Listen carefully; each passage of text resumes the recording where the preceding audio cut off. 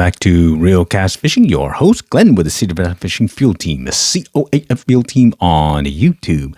And this round, what have I got for you? Well, we're talking the Blue River. Yours truly made a couple of trips so far this season. It just got stocked about a couple of weeks ago, and things have been going good so far. The action's been pretty steady. They've been stocking weekly, and hey, main thing is just figuring out the pattern. And with that,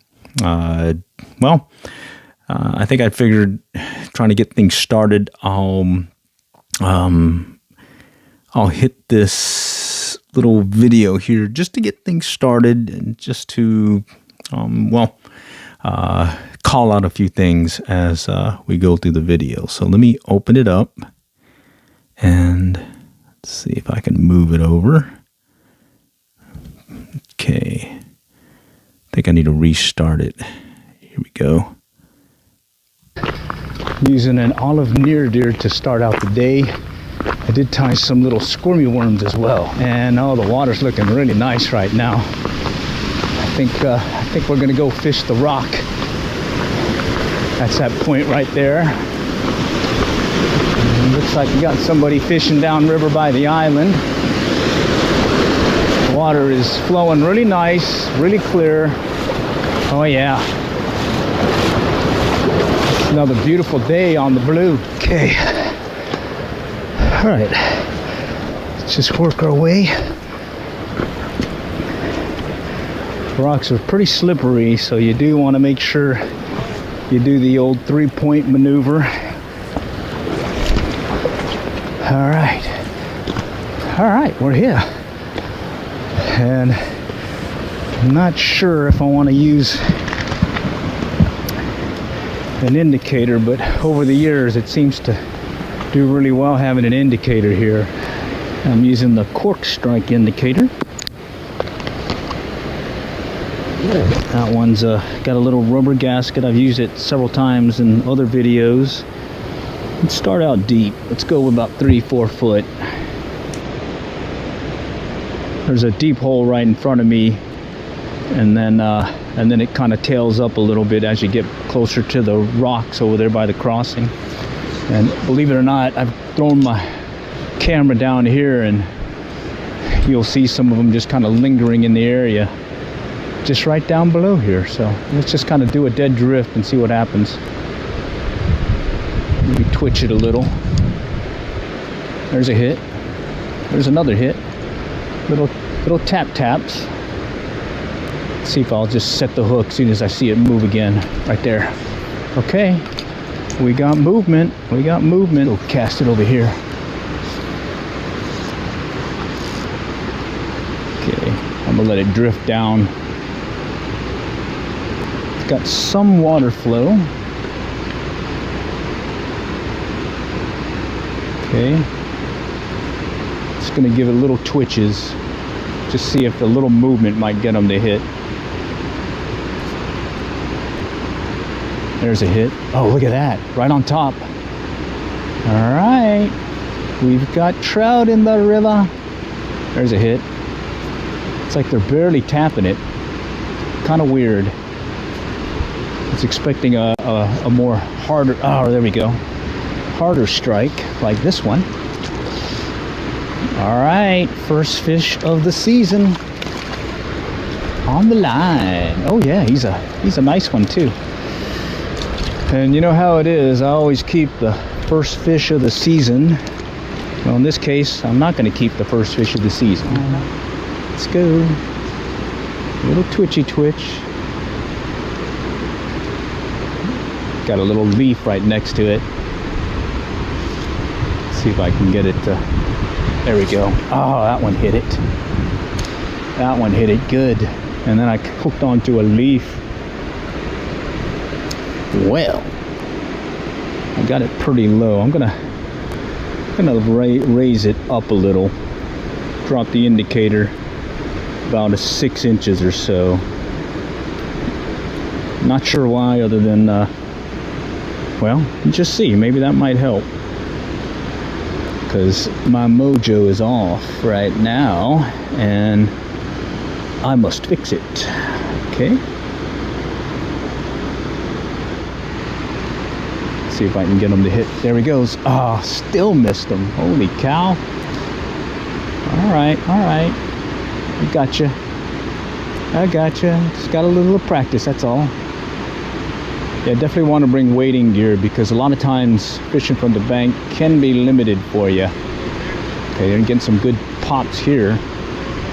Just want to make sure he takes it this time. There he goes. Okay. All right, there we go.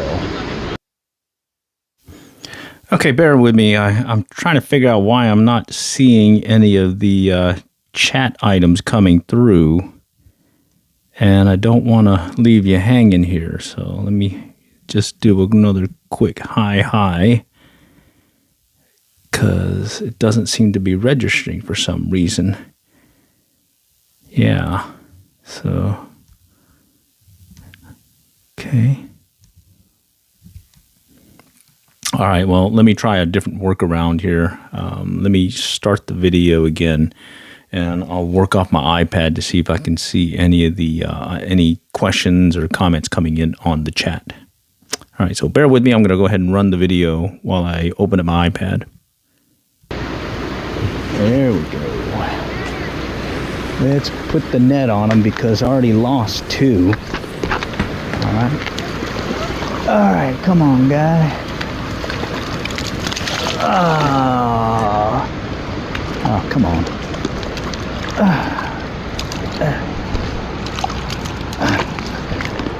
Well, it's just, that's what happens when you got a 10-foot rod here. I need to take in some more line.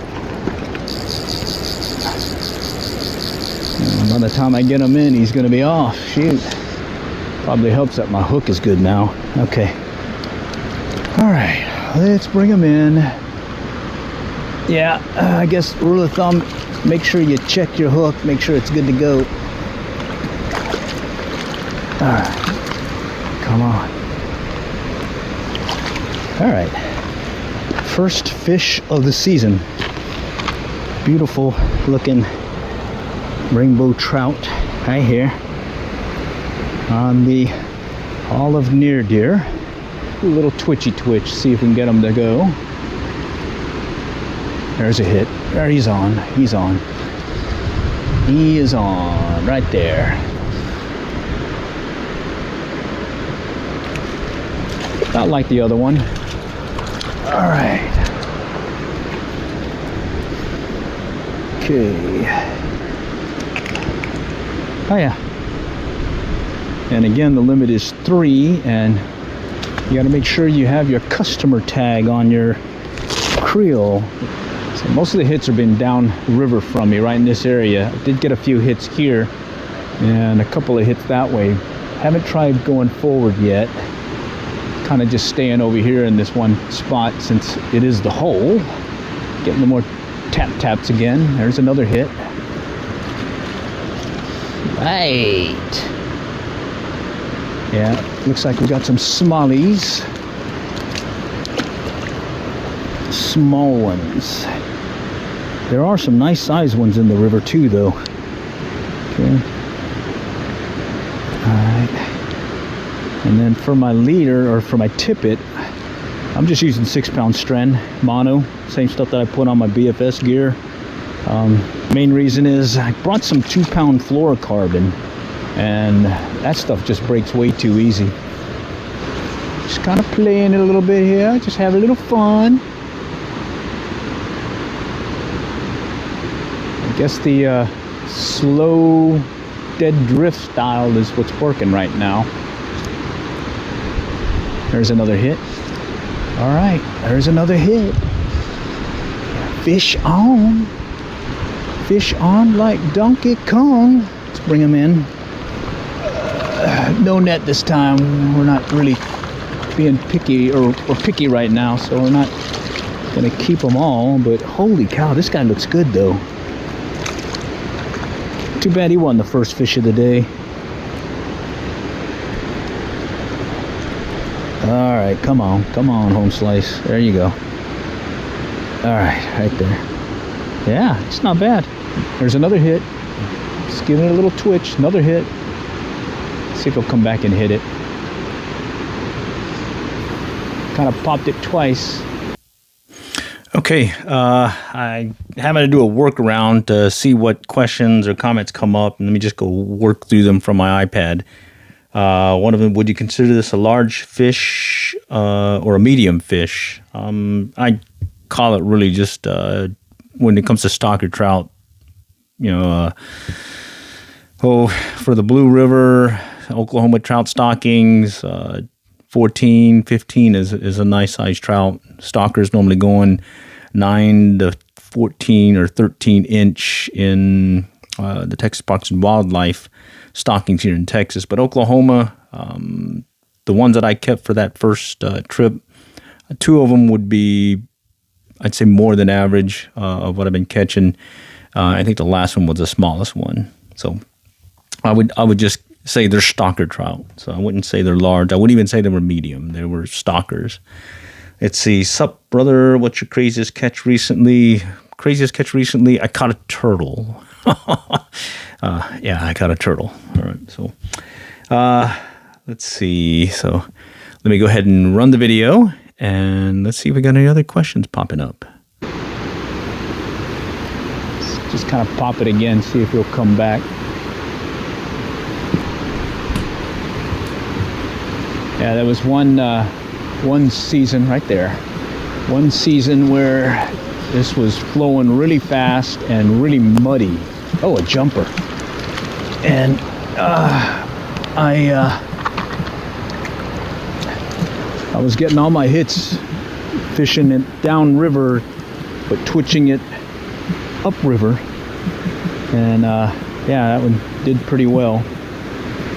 Okay, so this one looks a little bit smaller than the other one. Okay, nice coloring though. There's a hit. It's very, very light hit. It just kind of wiggles and takes it under slightly. And you notice when I'm hooking them, I'm hooking them in the roof of the mouth. These last 2.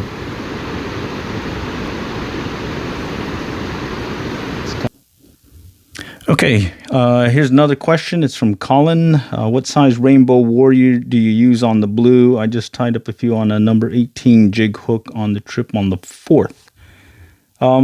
Let's see. Really, the only size Rainbow Warrior I have been using, and it's mainly for the lower mountain fork, is about a size, I would say size 18, size 20, really small. And I set them as a tandem rig, so I don't fish them alone. I'll use them as a trailing fly to a streamer, be it an olive woolly bugger or a near deer or other type of streamer.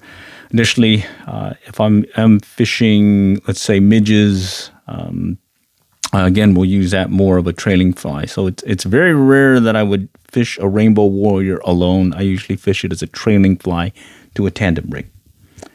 Alrighty. But size 18, size 20, you should be good to go. All right. Also, I keep in my back pocket, I'll keep some zebra midges in black as well as red. Usually, again, as a trailing fly to a streamer. There's been cases where I've gone out there and the only thing that was working for me was that tandem rig, and they were hitting off, be it the zebra midge in a black Dacron or red Dacron. Alrighty. I'm going to twitch it a little bit again. There's a hit. That one took it under. Barely under, but he took it under. Okay, let's shift over. Let's go a little bit further down. Let's see if they might be lurking over there by the rocks. Yeah. Oh, that one feels good. Yeah. This one feels a little bigger. He's putting a bend in the rod. I may keep this one. Let's see. Yeah, he's definitely bigger. Go take up the line. All right.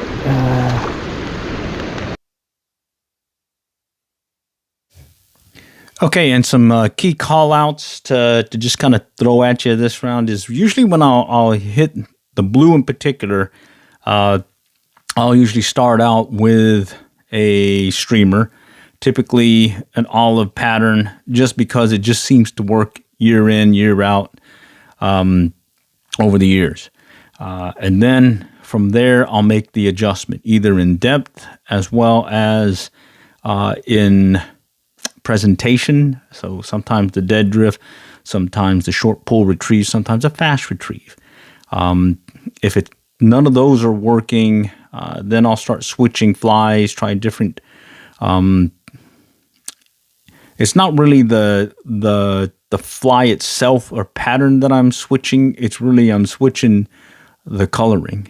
So maybe olive, I may switch to something that's more bright, a white or a orange, just something different to see if that is going to attract them. And then at some point, I'll start doing a tandem rig where I'll stick with the olive pattern as the trailer or the lead fly, and then I'll put in a small, be it a midge, zebra midge, the rainbow warrior, the gold rib hare's ear. And believe it or not, the Griffiths gnat, I know it's a dry fly, but it's worked on the blue consistently over the years. Is I'll do one of these hang loose symbols to get the distance from where I'll tie an improved clinch knot to the bend of the lead fly, and then I'll tie in the trailing fly. And that Griffiths gnat tends to kind of get them to strike, especially when I start seeing them feeding on some of the bugs on the surface. Additionally, what I've noticed, at least when it's really clear and I can see my flies in the water, I'll see that lead fly just kind of moving along, and just trailing behind it, just slightly above, is that trailing midge or nymph. And it's like they're triggering off the lead fly, but then they see that other fly, the trailing fly, and that's what they're striking. So that's worked over the years. And then even more recently, like with that skirmy worm setup that I used up on the lower Illinois, it was, again, a streamer as a lead fly, and the trailing fly was that squirmy worm, and they were hitting everything on the squirmy worm and skipping the lead fly, but it was really just getting that depth down, getting that fly down to the water. Okay, are you fishing? Yes, I am fishing. Very nice. Yeah, this is just a Q&A thing that I'm working on. See if anyone's getting ready to go hit maybe the blue. Here's some pointers for you, as well as maybe some suggestions.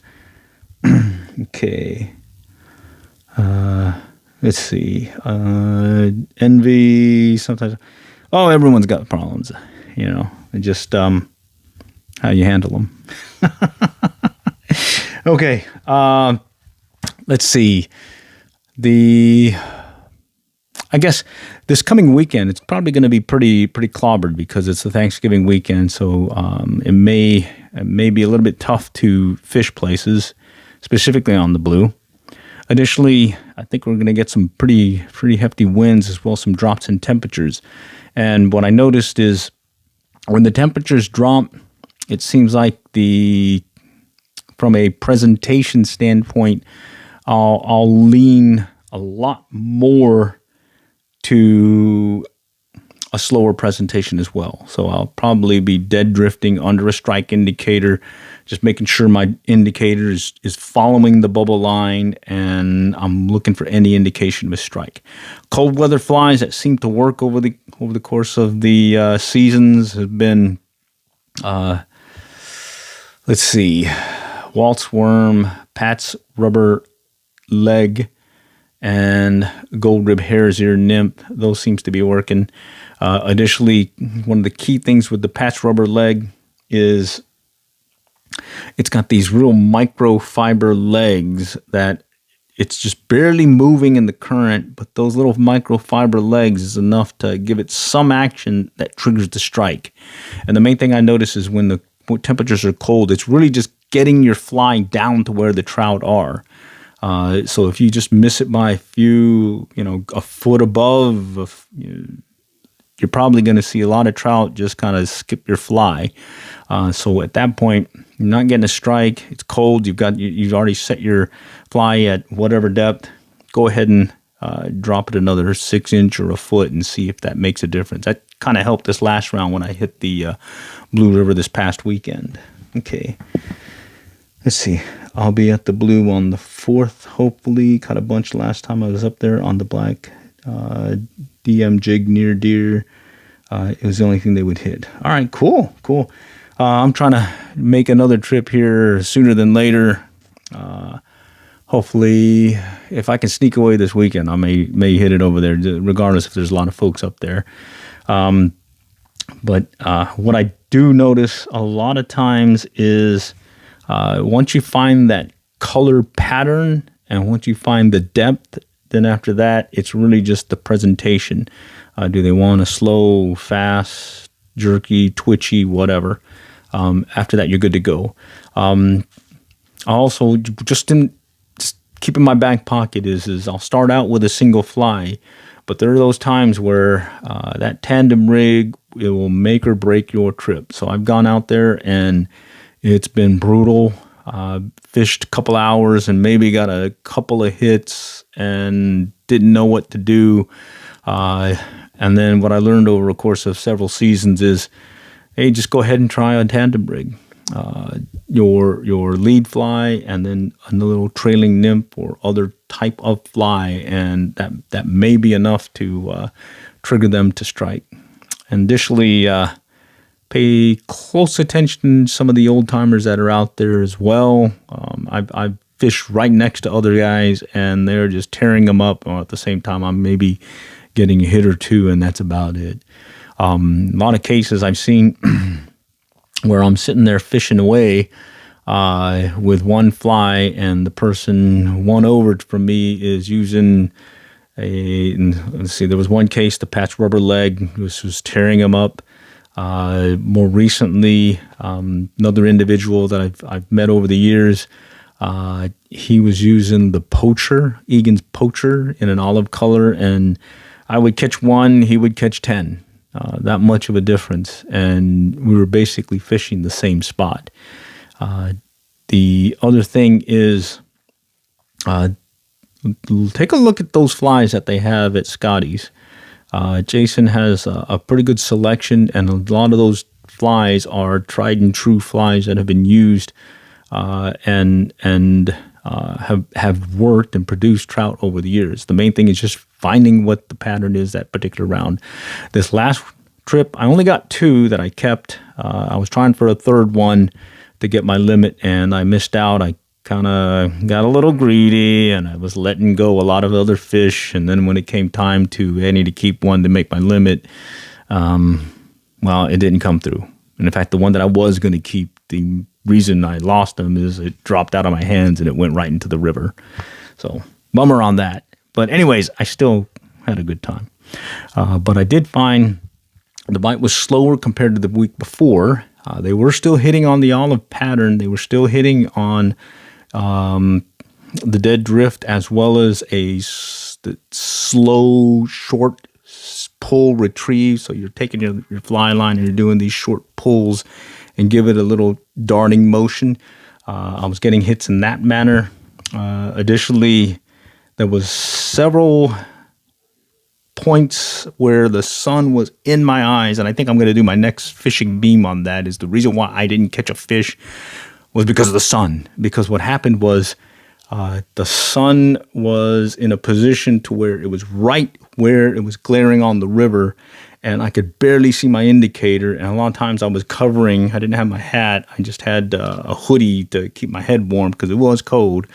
And I was taking one hand and covering my eyes so I could see at least my indicator and holding my rod with the other. And normally I have 2 hands, and I was missing the strike. I probably missed about 10 strikes in that manner because I just couldn't set the hook in time, and I'm blaming it on the sun, you know. But anyways, the thing that I noticed this past trip was, although the trout were there and the bite had slowed down compared to the previous week, once you found where they were, you got a consistent bite. It was mainly just finding them and then getting it to the right presentation, the right pattern, and that right depth. Okay.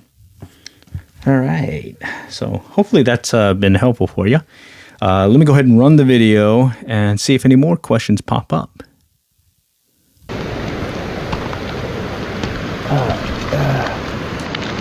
got my net. Now I'm going to be really picky if I land this guy. Let's go take up some more line.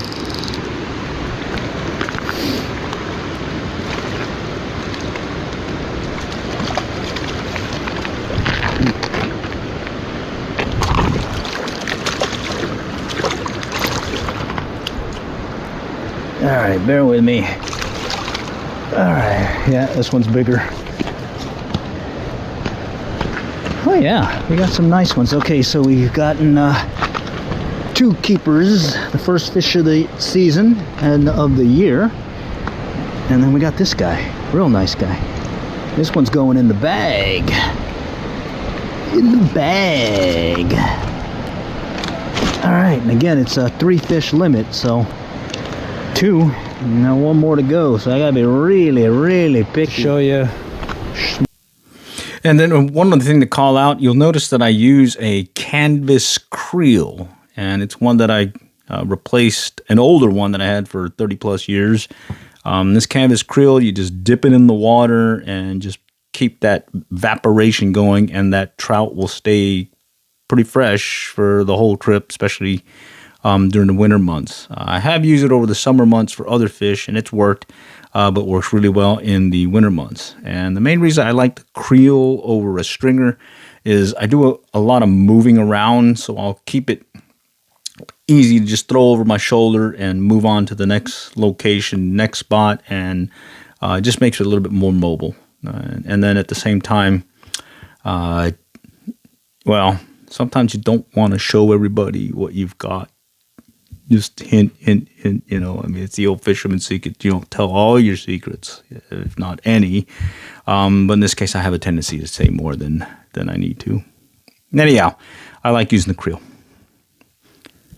Small cork strike indicator, CORQ, and a near deer. This is the Mardi Gras style, because I use this one little flashy. Alrighty, and then back to Colin. I appreciate the call out here. Yeah, hopefully we'll see each other again on the river. It was a fun time.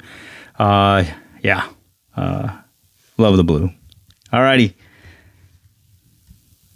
Chenille for this one. You can just use a normal chenille or this cactus chenille. I've used that before, but for some reason I think it was. Okay, and then just calling out the fly that I was using. It was a near deer. Stay tuned. I plan on trying to do an Amazon / rebroadcast live fly tying demo. I think I got it on my list here. Now here we go. I got my list. Okay, and I think I have a setup to where I can do this live and just answer questions that may come up. But I planned on doing a fly tying demo of how I tie the near deer, the Guadalupeana, the variant of the Guadalupeana where I'm using the jig fly hook like I do on a near deer instead of the bead head and streamer hook. A mop fly, that's always a good one to keep in your back pocket, and then a mega worm. That's another one to keep in your back pocket. Okay, so stay tuned for that one. I've got everything kind of set up for that. I just got to get everything put together, and I think probably the next day or so we'll probably do another one of these live, so that if you have any call outs or need me to retie or show something again as I do the demo, hopefully I'll be able to do that. I did get asked several times about do I sell any of these flies that I make? I don't. I mainly tie some extra, and then when I'm out on the river and I see someone who has a few questions and ask what I'm using, I'll typically just give them away, just 'cause I like doing that. Anyways, stay tuned. Get a fly tying demo out there, and hey, who knows, maybe you guys will tie your own, because what I found is learn to fly tie, because you will become a better fly fisherman, because you'll become a more aggressive at fly fishing your particular fly, because you're not as worried about losing a fishing fly that you made versus when you bought, because when one you made, you can just make another one. The one you bought, well, you got to go run to the store and go get one, and sometimes they don't have them. Plus, you can customize it to that particular situation, area that you're fishing. Like when I tied that squirmy worm out of these little squirmy whatever bracelet toy things, I just went to a dual color squirmy worm just to cover the bases between. One day they were wanting this color, they wanted this other color another day. I said, screw it, let's just throw them together and see what happens. And it worked. All right. Let's see. Let's keep going. It was because I went to Mardi Gras one year, and I had seen that at the fly tying shop. Decided to go ahead and, there's another one. Go ahead and tie it a little bit different. Okay. Okay. Swinging bad. All right, come on. Yeah, he ain't bad at all. It's starting to drift into where some of the rocks are, so we may get a strike here soon. Okay. Just kind of let it drift. There's a hit right there. Oh, you seen that? Right there, right where it's deep and then the rocks begin. So let's go cast back in that spot again. See if we can get him to do it again. Yeah, there he goes. Yep, came out right there from the rocks. Little transition zone, and they're kind of lurking where the water is kind of drifting into. It's a nice size one again. Not as big as that last one, but it's got some heft to it. Got some really good heft to it. Look at that baby. Into the 50s and 60s later. There's a hit. Oh, okay. Getting hits still. Getting hits. Up close. Not having to go too far.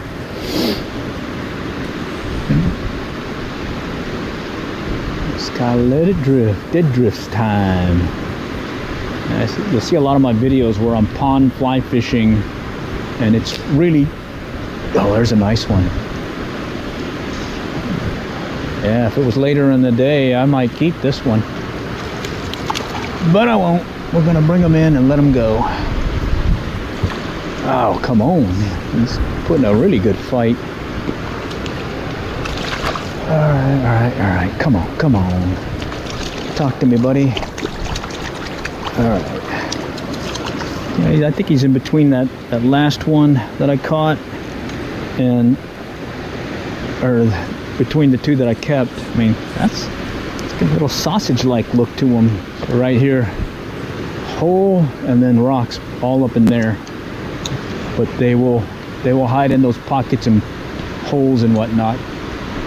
And that's where I believe I'm getting that last setter's right where it transitioned to where that rocky area is and that hole starts. And the indicator's about 3 feet deep. And it's a light strike typically. They're not really hitting it really hard. It's been more of a light strike, like barely tapping at it. There we go. He hit it. Same thing right in that rocky transition area. Deeper and shallower. All right. Well, that is fun. Tell you what. Got more people showing up.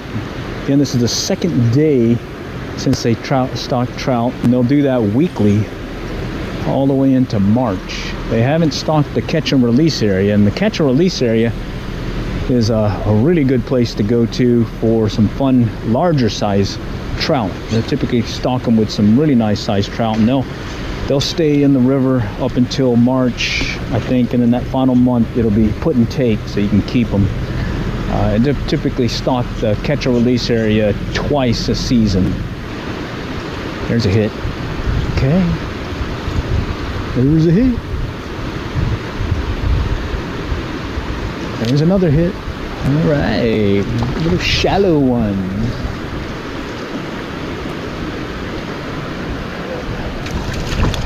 Not bad. Not bad at all. All right. Yeah, if it was later in the day, I'd be keeping this one. Woo-hoo. Famous last words. Holy cow. Alright, and so far they've been hitting the Mardi Gras near deer. So I got some olive marabou for the tail, and a, oh, what you call it, Mardi Gras style chenille, and a grizzly hackle. Alright. Oh, I got some junk in the trunk on this one. Got me a leaf. Got me a leaf. Yeah. Love the blue. And you don't have to just fish this spot. There's other places that are less crowded, and I tend to start the season out here, and then later on in the season I'll move out to other areas that don't have as many people. Yeah, you can be surprised how you can find a nice stretch where there's no one else, because once you get past walking, I'd say a mile, it kind of really tapers off. The crowds, that is. And this one's very popular because, one, it's one of the trout stocking spots, and it does hold a lot of trout, and it's very convenient. There is even a disabled access where you can set off the on shore and come up to it and fish. We'll just kind of let it drift again. There's a hit. Oh, I should have set the hook there. Kind of wiggled. That was definitely a hook setting time. There we go. That one stayed under. All right. Oh yeah. Fish. Bring them in. All right. Yeah, funny how you use a net when you want to keep them, and when you don't, you just kind of wing it. This is squirmy worm. All right. Let's see if I'm trying to get the one that's a little bit heavier. Yeah, this has got a heavier bead on it. Okay, and one thing about the squirmy worm, I think I mentioned that previously, is I'm using a dual color one. So one has one color on the front end, another one has a different color on the other end. Different than the one that I used when I was fishing the lower Illinois, using that very similar setup with a different style squirmy worm. In this case, it was, or in that case, it was more of a purple versus the purple and hot pink that I'm using in this round. I want it to sink a little bit faster than I think those other two would do. Come on, Mr. Squirmy one. Okay, something's tapping it. Still tapping it. Very light tap.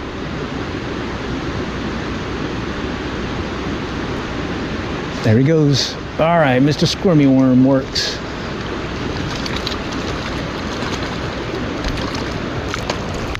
All right, maybe one of those days where everything works in the fly box. Those are pretty cool days. Come on, there we go.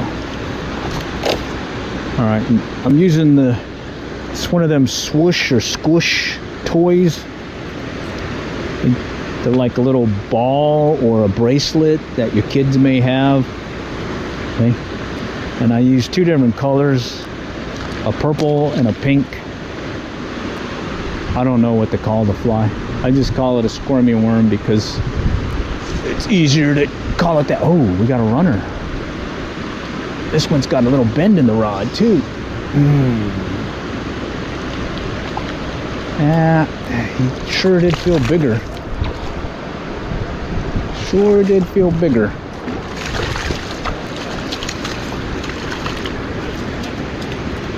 Felt bigger than I thought he was. Okay. Oh, it's because I got him in the top of the head. Well, let's fix that. All right. There he goes. That one took it under. He took it under. Took it under.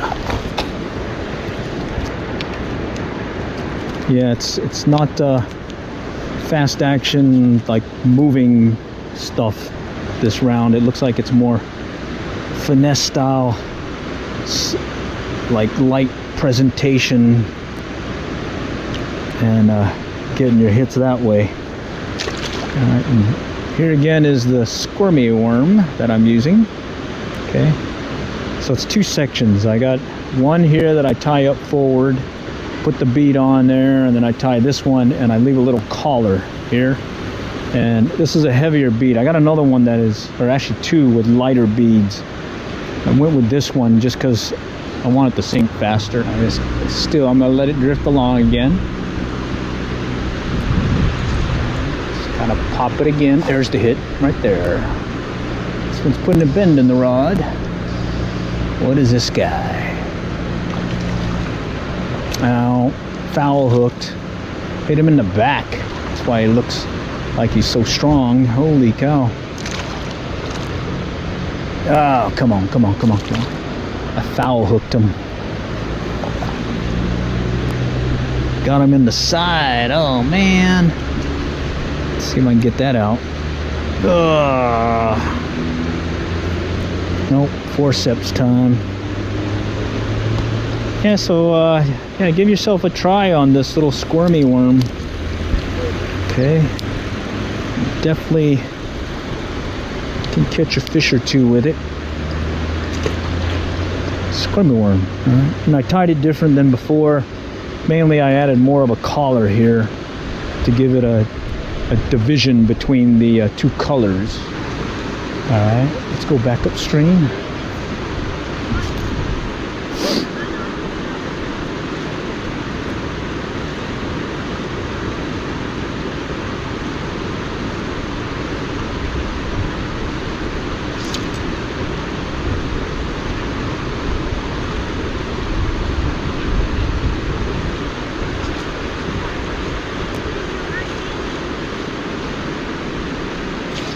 There we go.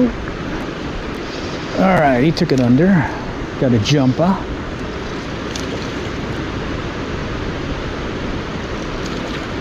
Yeah, that squirmy worm, little finesse style fishing here. Let the wormy do the work. The occasional twitch, but hey, that's all it is. Nice. There we go. He's on. That one's on. All right. Took a while. What is this guy? Oh yeah, he's got some heft to him. All right. So here I moved further downriver by the island, and this is the case where I'm fishing this one run, or at least one channel area by the island, and the individual across from me, he's just tearing them up on that Egan's Poacher olive variant. Good stuff. So that's what they were hitting on earlier. It looks like they're hitting on them again. The Mardi Gras. That's a pretty one. Let's see. There. All right. Well, let's go let this guy back in, and oh, and bear with me. Let's get the forceps out. Okay. Yeah, sometimes color makes a difference. There. Okay, he's playing with it. Ow. Played with it again.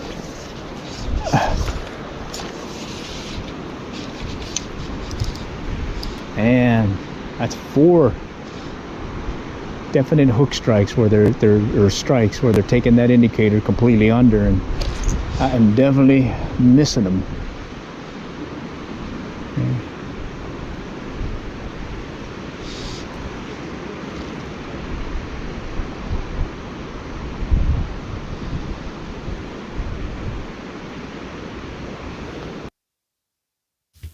Okay, and notice how I'm just kind of doing a short pull on the line, and then I'm watching the indicator for a strike.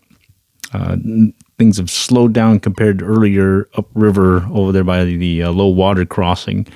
And by doing this, I I think I've got the fly where it needs to be. I just need to get them to trigger a strike, and you'll see how things kind of slow down a little bit. But I still am able to catch a few fish here.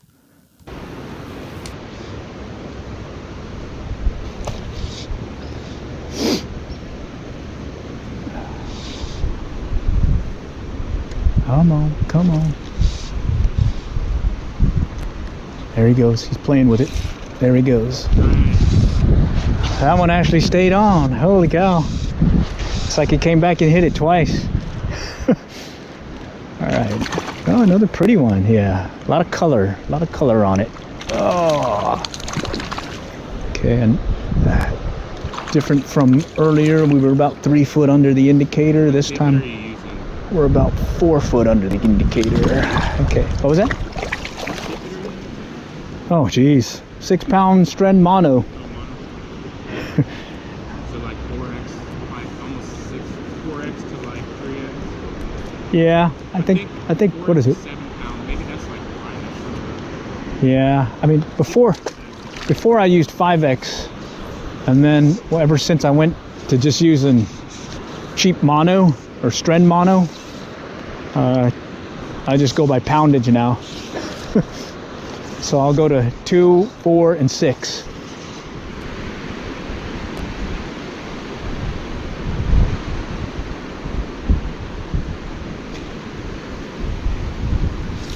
There we go. Went straight for that log. Had to give it a twitch.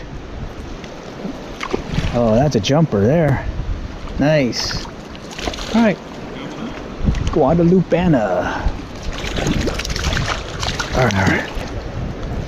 Little twitchy twitch to get that one going, but hey, still counts. Nice. Wow. There we go. Little twitch, little twitch. Here we go.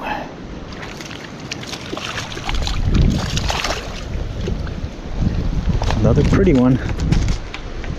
Oh yeah. All right.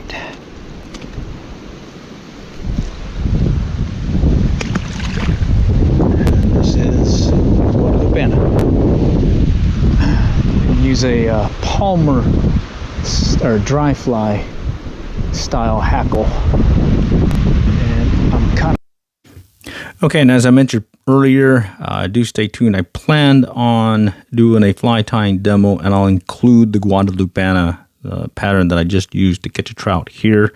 In this case, it's a variant of the original. I tie it normally on a streamer hook with a bead head, but I find that 1/80th ounce and 1/124 ounce jig fly hook that I use for the near deer works just as well. So stay tuned for that one here in the next few days. I'm stuck right now because my line is all messed up. There we go. And this time for these last 2 hits, it's been a twitch that got them going. Wind's messing me up. All right. Oh, it's all right. Wind's messing with me. Oh, there's a hit. Shoot, I missed him. There we go. All right, that one was no twitch. All right, so it's Guadalupana this time for yours truly. Guadalupana.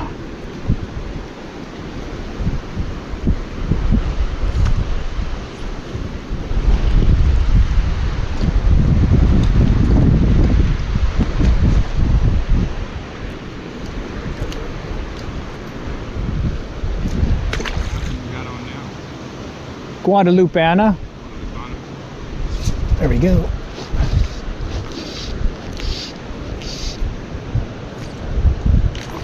Nice.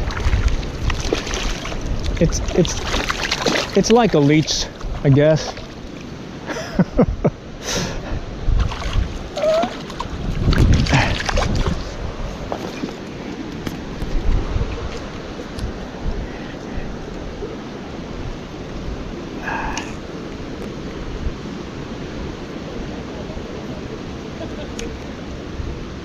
All right. Ah, missed them.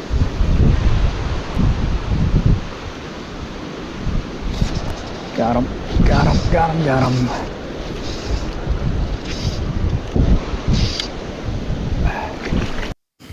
Okay, and so something else you'll notice is compared to earlier that day, things were calmer. As the day progressed, it got windier.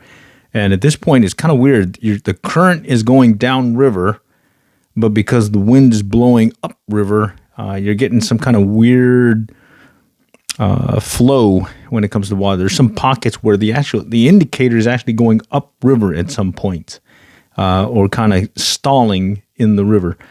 So just kind of keep that in your back pocket. And it kind of helped in yours truly being able to do a little twitch or at least a pull of the fly line to just get that indicator moving. And sometimes that would be the key thing to elicit a strike.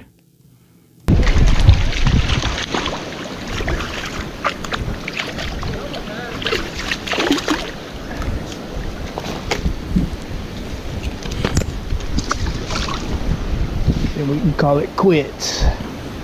Maybe get a burger. What do you say? Oh man, that's 2 in a row now, right in that spot. Let's try it again.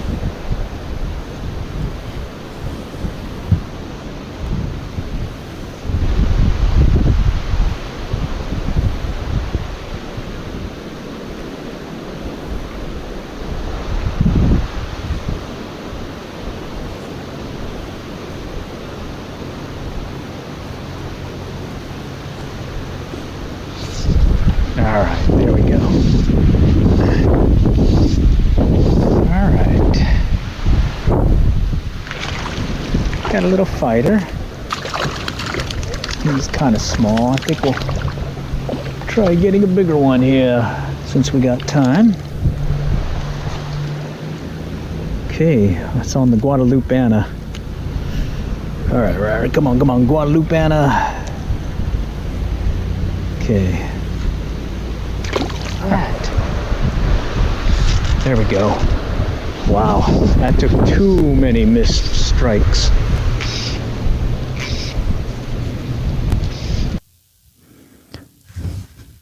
Okay, I'm using a Guadalupeana fishing fly.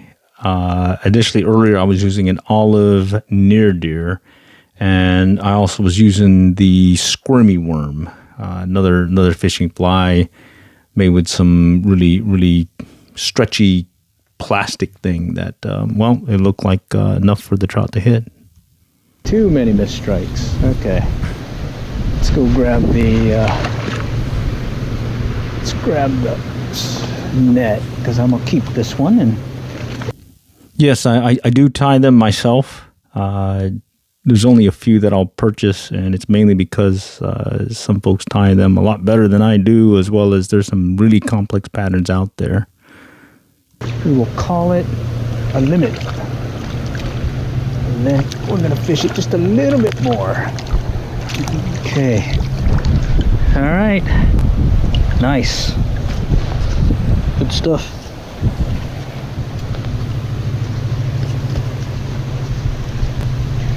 All right, let me get this guy put up in the creel, and we will be playing kitchen release for a little bit. Then we'll call it a day.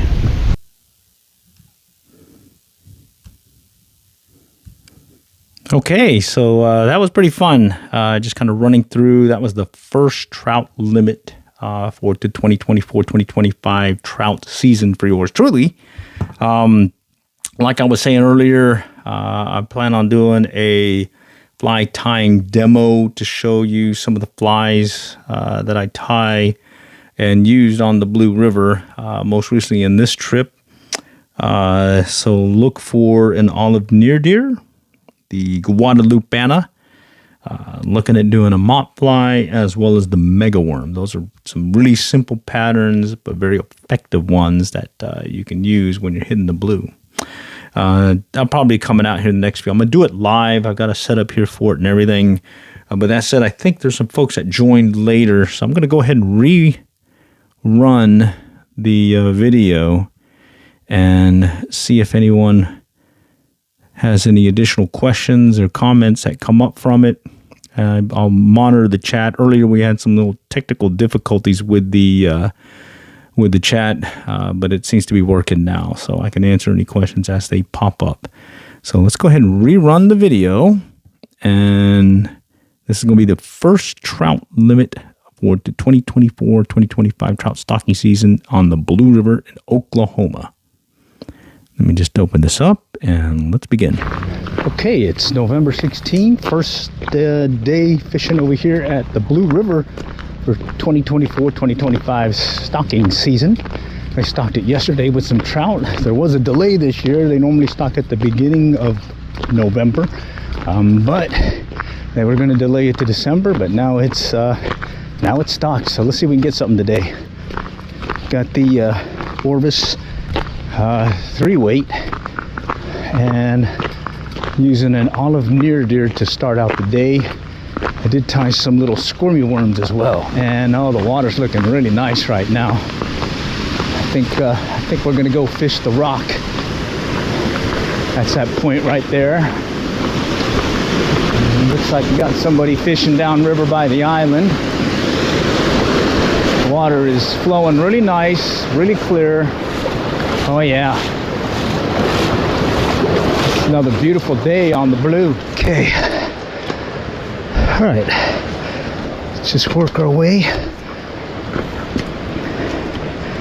The rocks are pretty slippery, so you do want to make sure you do the old 3-point maneuver.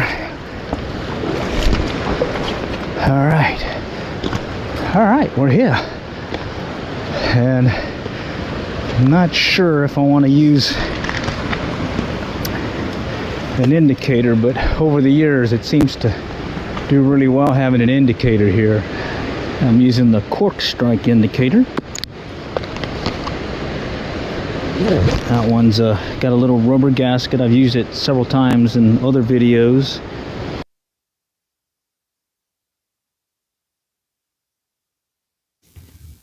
Okay, it looks like I've got a few things here. It's a fishing Q&A, so I'm using that as a background, but it's live right I'm talking about right now. So if you have any questions, certainly throw them at me. Other than that, let me see what's happening with the video feed. Okay. Do you have any questions? I guess not. All right. Let's go ahead and get rid of yours truly. All right. Yeah, it's getting hot. Okay. I'm going to switch to another platform and let's see what that does. Okay. So bear with me.